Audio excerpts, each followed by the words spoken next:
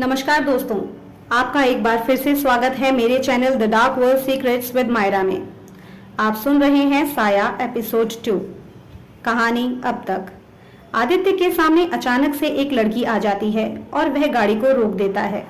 पारुल आदित्य से कहती है कि उसे गाड़ी नहीं रोकनी चाहिए थी। आदित्य के कई बार हॉर्न बजाने के बाद भी जब वह लड़की नहीं पलटती है तो आदित्य पारुल से कहता है कि अगर अब की बार भी वह लड़की नहीं पलटी तो वह गाड़ी को भगा देगा।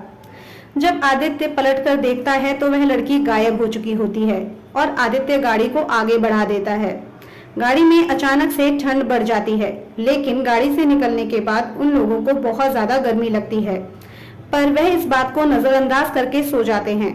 और अगले दिन आदित्य और रुद्र को बहुत तेज बुखार हो जाता है। डॉक्टर को दिखाने के बाद भी रुद्र का बुखार तो कम हो जाता है, लेकिन आदित्य का बुखार अभी भी बहुत तेज रहता है। पारुल आदित्य का ख्याल रखती है और उसके लिए सूप बनाने जाती है, और जब वह लौटकर देखती है तो पारुल की चीख निकल जाती है। कहानी की लेखिका है मायरा। अब आगे। पारुल अपने कमरे का दरवाजा खोलकर अंदर दाखिल होती है और आदित्य को आवाज देती है। पारुल की आवाज पर जब आदित्य पलटता है तो पारुल की एकदम से चीख निकल जाती है। आदित्य अचानक से बहुत कमजोर दिख रहा था।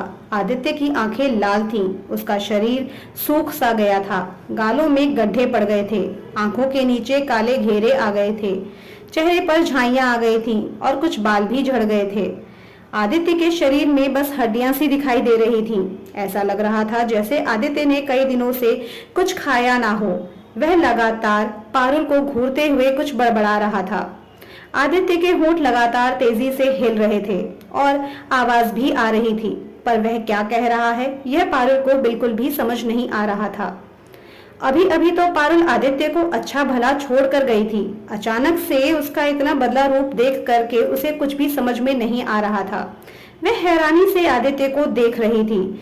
जब वह कुछ समझ नहीं पाई तब पारुल कमरे से बाहर निकली और सोफे पर बैठकर सोचने लगी, और साथ ही साथ उसकी आंखों से आंसू भी निकलने लगे। उसे ज्यादा तो कुछ समझ नहीं आ रहा था, पर इतना जरूर समझ में आ रहा था कि आदित्य के साथ कुछ तो गड़बड़ है। वह बहुत ज्यादा डर जाती है और उसका रोना बंद ही नहीं होता। रुद्र पारुल के पास आता है और उसको हग करके प्यार से बोलता है, मम्मी क्या हुआ, आप इतना क्यों रो रही हैं? कोई बात है क्या? मम्मी आपको चोट लग गई है क्या? पारुल रुद्र को देखती है और उसे अपने सीने से लगा लेती है और सोचने लगती है कि अब उसे माँ को सब कुछ सच सच बता देना चाहिए। अब यह बात छोटी नहीं रही।